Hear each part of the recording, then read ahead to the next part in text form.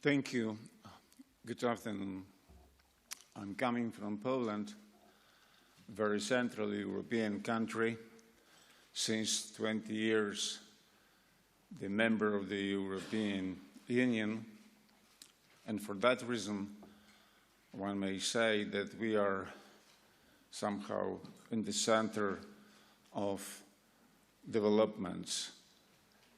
I like very much these presentations, especially the previous presentation by Prime Minister Sharon, which says so much, but unfortunately it is much more complex than that because the world is very diversified and there is plenty of conflicts of two eyes, ideas and interests.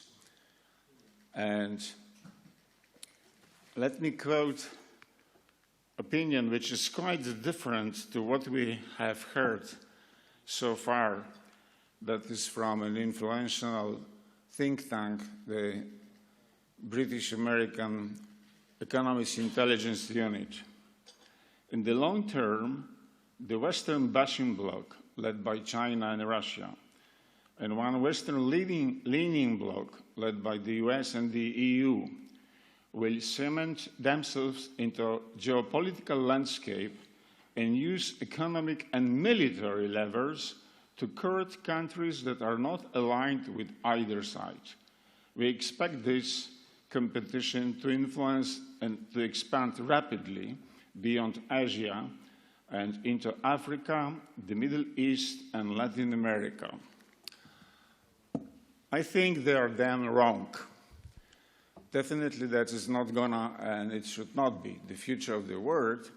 But what is very interesting that being so influential, so much opinion leader, media, they are even saying that use of military lever is possible to bring some other countries in, including especially the countries of what I refer to as emancipating economies and the neoliberals of the West referred to as emerging markets.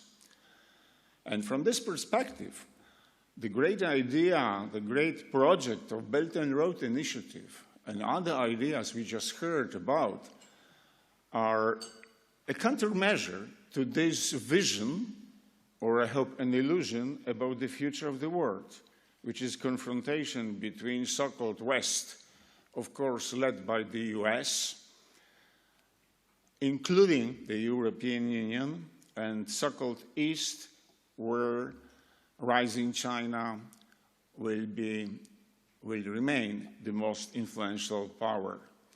But my vision for the future, a realistic one, based on my theory of new pragmatism, which is a theoretical economic policy concept of dynamic but triple balanced, not only economically, but on the one hand also socially, and on the other hand also ecologically.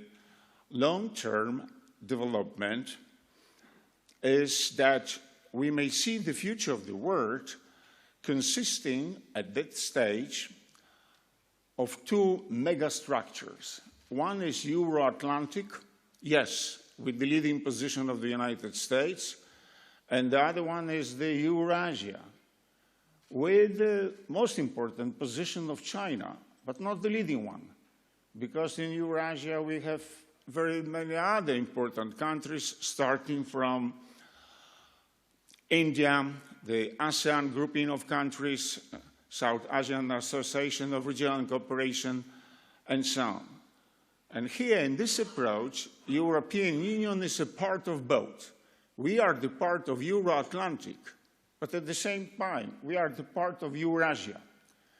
And I think that President Macron, President of France, when he said recently, arguing with the American viewpoint, that alliance doesn't mean vassalization, that European Union is not going to take a position in confrontation, hostile rivalry, Cold War, second Cold War, initiated by the United States against, first of all, China, because we are not a part of this conflict.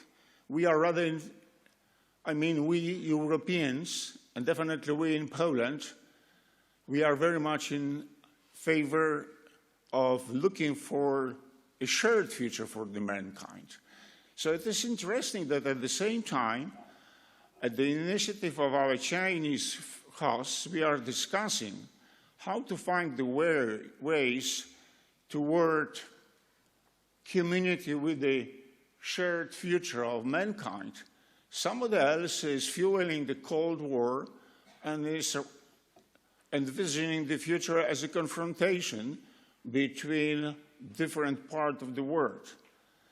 The question is what to do at this turn of the civilization in the middle of 2023, 10 years after the start of Belt and Road Initiative, in which we take a part 20 years after we have joined European Union, a third of the century after the end of the First Cold War, to keep going towards something like you refer here in China, shared future of the mankind. So I put a lot of trust in the Chinese initiative, including the Belt and Road Initiative, of which we are in Poland, in Eastern Europe, more and more beneficiary. But as I have contributed in yesterday a paper in China Daily, now we need a kind of nudge, new impulse. And I would like to point in my conclusion that now it is a time to continue the hard aspect of Belt and Road Initiative, trade, investment, especially in infrastructure, green technology, roads, railroads, ports, airports, etc., but also soft aspects of Belt and Road Initiative, like intellectual and cultural exchange, like people-to-people relations. I came here yesterday, the day before yesterday morning, flying from Warsaw non-stop by Boeing 787 Polish Airlines. There was not a single free seat. It was full. Now we do travel. But we are the host of Chinese Academy of Social Sciences, maybe the greatest think tank in the world. So it is a lot to do as far as the exchange of ideas, as the scientific cooperation is concerned. We have to run not only trade and common investment project in hard infrastructure, but investment in human capital. Because the future of the world, is it going to be the shared future for the world or confrontation between so-called West and so-called East, depends now much more than before on the way of thinking, on the train of thoughts, on the quality of human capital.